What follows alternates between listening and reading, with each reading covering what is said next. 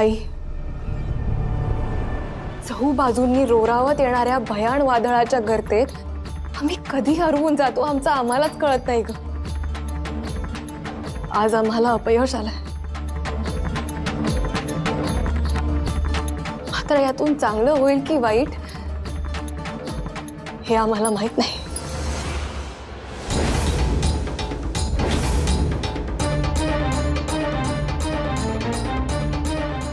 ताराऊ, अपयशातून यश खेचून आणायची उर्मी बाळगा, मनात कसला बी संदेह नाही ठेवायचा। मनातली घालमेलच सगळ्यात मोठी दुश्मन असते आपली, त्याच्यावर पहिली मात करा। थोरल्या महाराजांनी नाही का अपयशाच्या वादळात बी आपल्या कीर्तीचं दिवं लावलं। पुरंदरला समज स्वराज्य गमावलं, पर तरी भी आग्र्याच्या कैदेतनं मुसंडी मारलीच की। ताराऊ, एका लढाईच्या यश अपयशावरती नजर ठेवू नकासा, अंतिम लढाईचा विचार करा।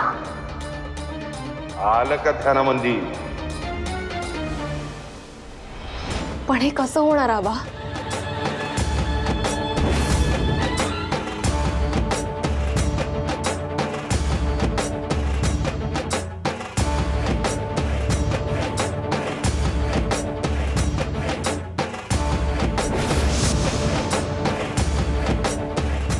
आई, इतिहासाचं दर्पण आमच्या समोर असताना आम्ही का घालमेल वाढवावी?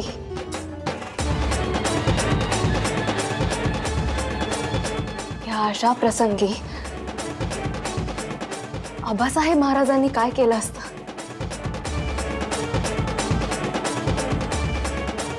याचा मागोवा आम्ही घ्यायला हवा।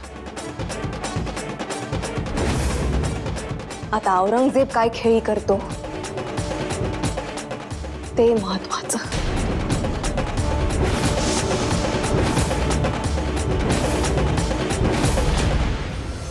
हुजूर, क्या जवाब दे काफरान को?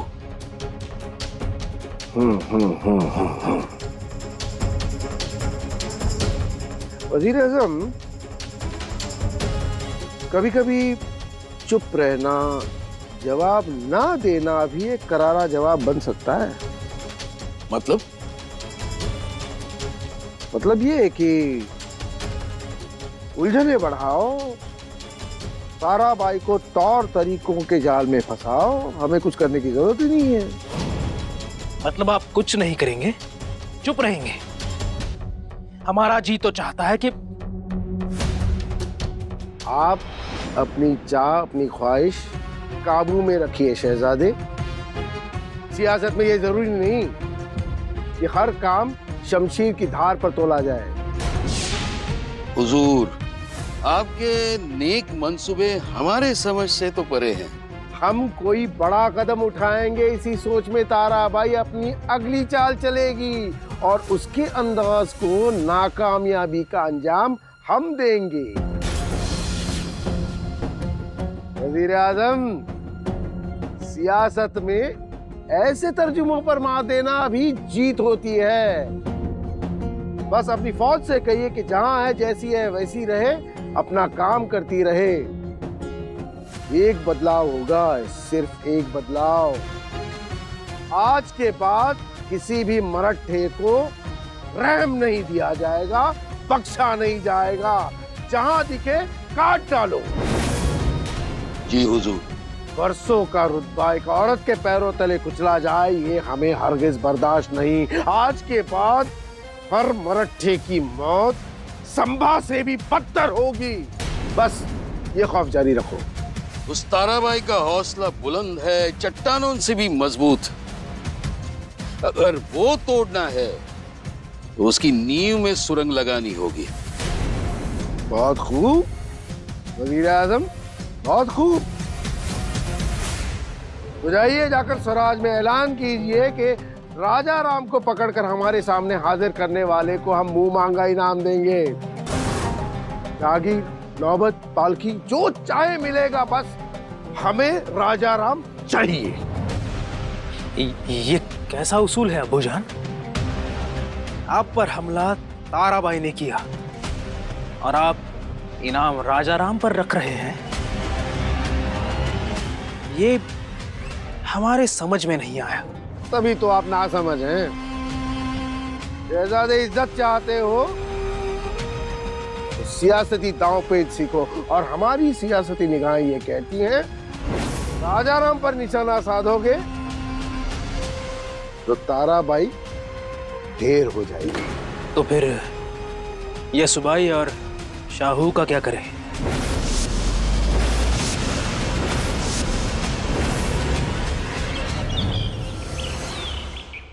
पाहिलं शंकराजी, हे येऊन होतं पुढं. आम्ही अटकळ बांधूनच होतो. आम्हाला विश्वासात न घेता राणीसाहेबांनी हे पाऊल टाकलं आणि आता हे निस्तरायचं मात्र आम्हा सर्वांनाच आलं. हे नसतं वादळ अंगावर ओढवून घेतल्याचा परिणाम. म्हणतो अमात्य, आता ही अंगाला लागलेली खरूज खाजवून थोडीच निघणार आहे. ती आता अधिक खोलवर उतरणार. पर कळत नाही त्या औरंग्यानं अशी दवंडी कशी दिली. म्हणजे बघा आता राजाराम राज तिकडे लांब जिंजीला अडकल्या. तो जुल्फिकार बी सुस्तावलेल्या आजगरावानी गडाला येटोळ घालून बसला. ती अशी दवंडी देऊन ती औरंगजेब साधणार तरी काय आहे? त्याला जे साधायचे ते त्यांनी साधलंय धनाजीराव.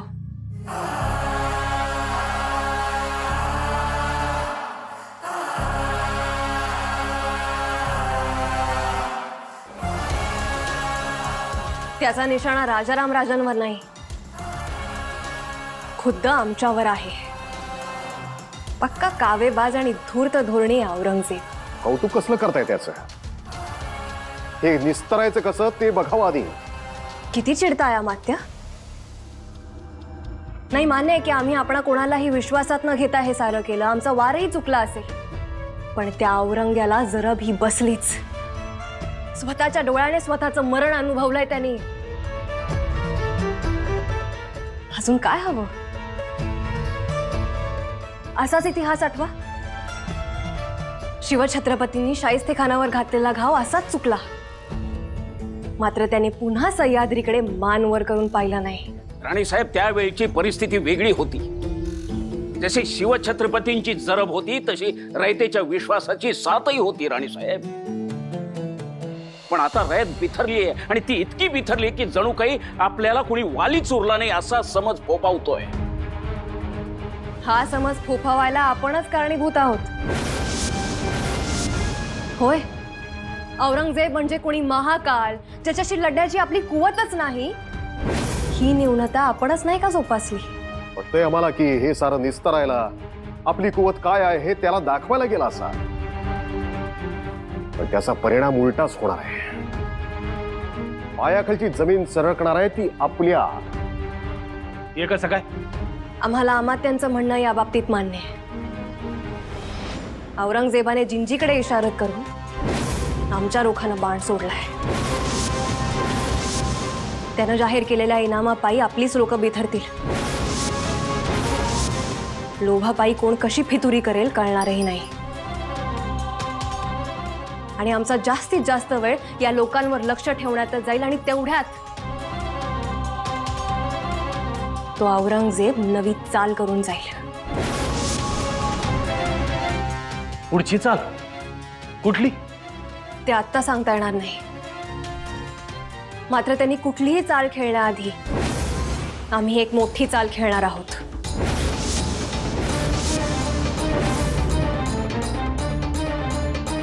म्हणजे नक्की काय करणार आहात आपण?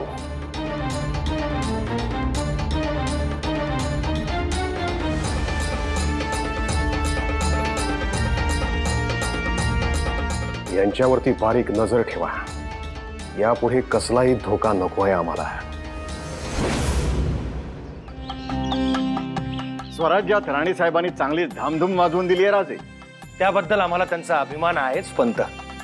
ते खरंय राजे, मात्र त्यानंतर औरंगजेबाने टाकलेली पावलं आपल्यासाठी घातक आहेत हा राजे.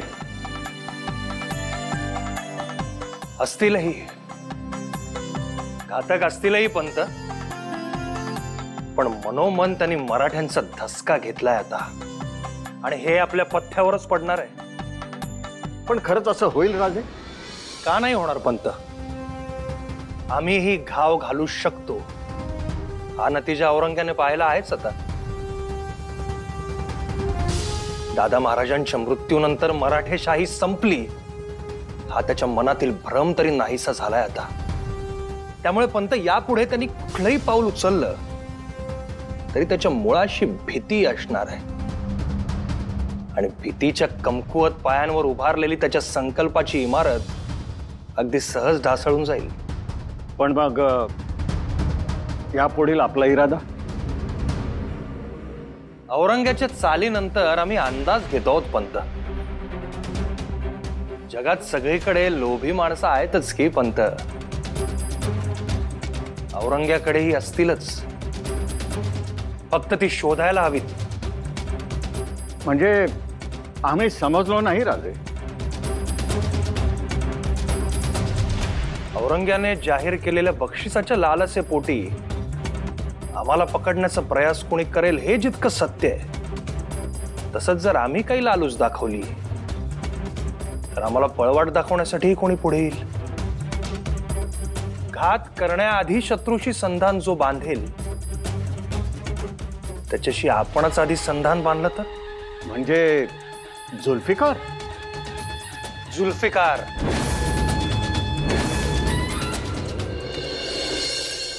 समझ नहीं आता अब्बू का क्या करे। बुढ़ापे से अक्ल सठी आ गई है इनकी।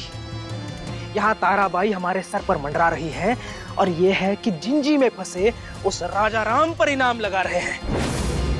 अब्बाजान, हमें तो लगता है कि अब्बूजान को मौत का डर सता रहा है, इसीलिए पागलों की तरह बर्ताव।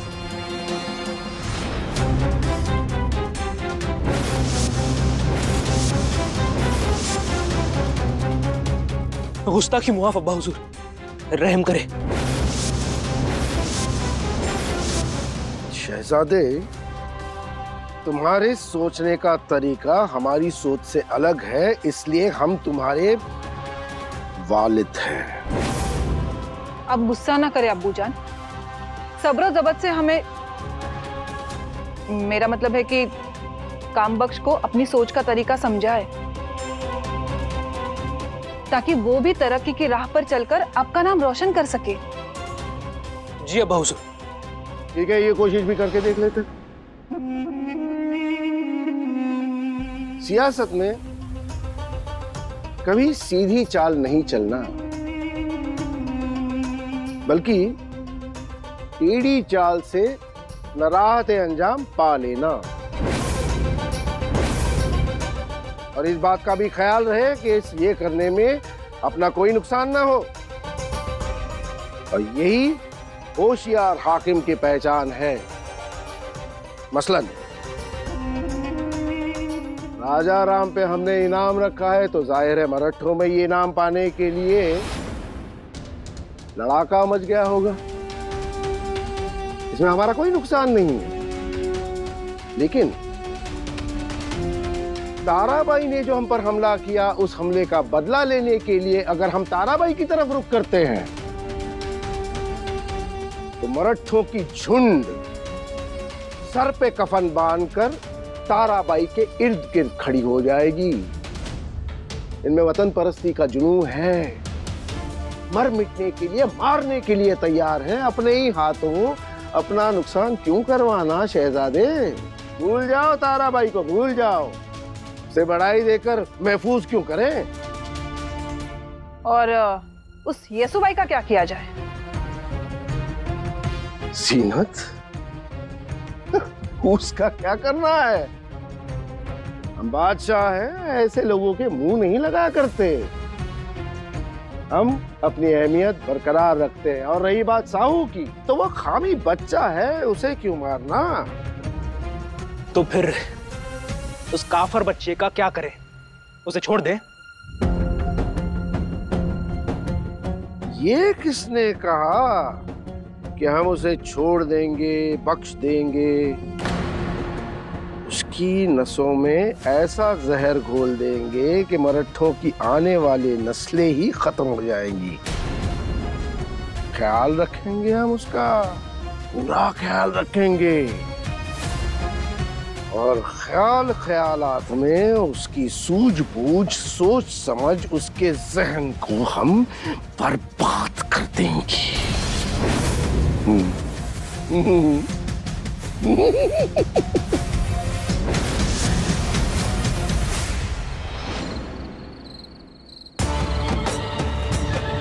या बया, कुठं निघालत राणी सर?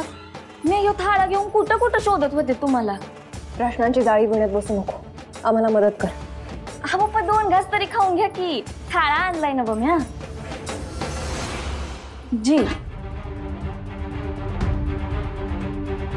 इकडे त्या औरंगजेबानं आणि दुसरीकडे आमच्या कारभाऱ्यानं खूप काही वाढून ठेवलंय आमच्या पुढ्यात. आधी ते खाऊ दे आम्हाला. भाई भाई भाई ग, कसला खेळ म्हणायचा यो. पण मी काय म्हणते, तुम्ही आधी जेवून घ्या. ताकद तरी पाहिजे का नाही राजकारण खेळाया. तुला यो खेळ वाटतोय? औरंग्या त्या अख्ख्या हिंदुस्थानाच्या छाताडावर बसलाय.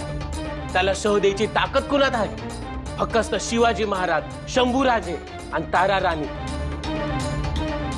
औरंग्याला रातची झोप लागत नसन, त्याला सपान पण मरणाची पडत असतील. तो मरू दे तिकडं. परत राणी सब कुठं निघाल्या म्हणायच्या?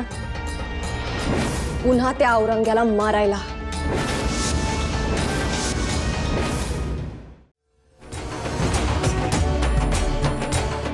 काळजी करू नका. त्याच्या तोतायाला मारून त्याचं मनोधैर्य खच्ची केलंय. आता आम्हाला आमच्या सैन्याचं मनोधैर्य वाढवायचंय. शिवछत्रपती आणि शंभूराजांनंतर या रयतेला वाली उरलाच नाही. आता त्यांचे वंशज म्हणवणारे आम्ही फक्त रक्ताची नाती जपतो, पण रक्त सांडायचं धैर्य नाही दाखवत असाच समज आहे साऱ्यांचा. त्यात आमचे हे कच खाऊ कारभारी त्यांचा हा समज अजून पुष्ट करतात. त्या औरंग्याची ताकद आमच्याच लोकांच्या नेभटपणात आहे. हे सारं काही मोडीत काढायचंय आम्हाला. आमच्या परंपरेला जागून त्या औरंग्याची कबर खोदायची. त्यानं राजांवर इनाम लावून आमच्या दुफळीचं राजकारण मांडलंय. आता आम्हाला आमचं ऐक्य टिकवण्यासाठी बाहेर पडावंच लागेल. हा, बरं अमात्यांचं काय? त्यांना सांगितलं ना? अहो, नाही तर ते आता मला सुळावर लटकवतील. नाही, आता काहीच सांगू नका. मात्र फारच टोकाला गेलं तर हा कागद त्यांना द्या. काळजी घ्या राणी सब.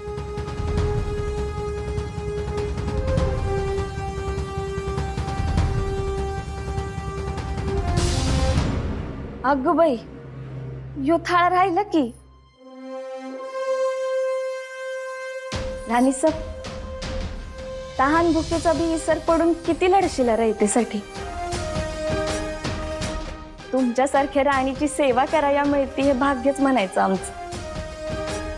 ह्या स्वराज्यानं अशी काय पुण्यही केली असेल म्हणून साक्षात आई भवानी या भोसल्यांच्या कुळीला जन्माला आली. मुजरा राणी सब, मुजरा.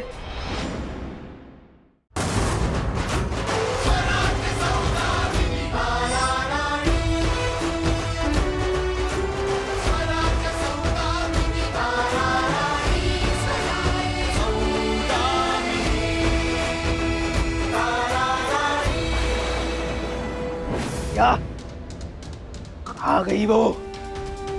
ऐसी अचानक खबरें लाते ही क्यों हो? पता लगाना होगा ये ताराबाई गई कहाँ?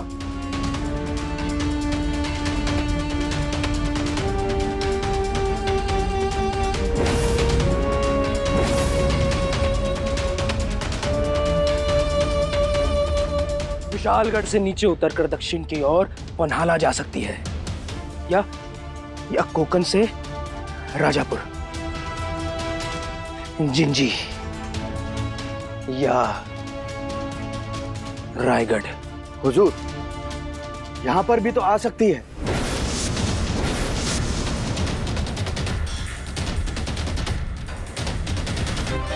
क्या? जी, मैंने तो सिर्फ अंदाजा लगाया। हाँ, आ भी तो सकती है।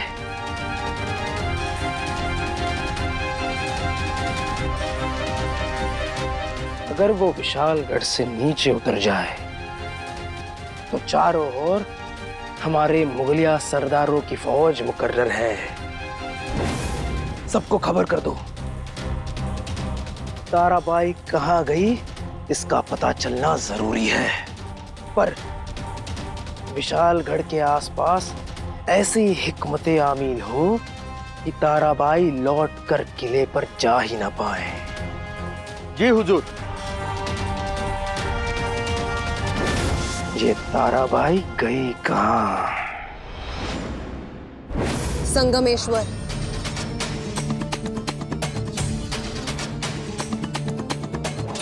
संगमेश्वर? होय,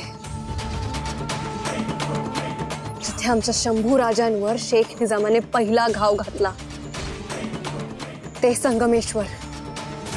संताजीराव, मराठी तख्ताचं सौभाग्य इथूनच लुटून नेलं होतं त्या औरंगजेबाने। त्याच्याशी अंतिम युद्धाची नांदी आम्ही आता इथूनच मांडणार आहोत। लय वर्मी गाव बसल। औरंगजेबाला तर बसेलच, पण या घावाने मराठी दौलतीच्या जखमाही भरून येतील। संताजीराव, स्वराज्य म्हणजे इंद्रधनुष्याचे रंग फुलवणारा एक मोहक बुडबुडा होता असं वाटायला लागलंय सर्वांना, पण तो बुडबुडा नाहीये, उकळत्या लावा रसाचा प्रपात आहे, जो कैक वर्षे मातीखाली गाडून तर घेतो स्वतःला, पण एकदा का बाहेर पडला तर ज्वालामुखीचे उद्रेक उसळतो। आणि साहेब, तुम्ही फक्त मोरली मोहीम सांगा आम्हाला। हुंकार रणशिंग संगमेश्वरातून, आणि असे फुंका की त्या पातशहाचे कान फटले पाहिजेत। वय कवा करायचा हल्ला? लवकरच।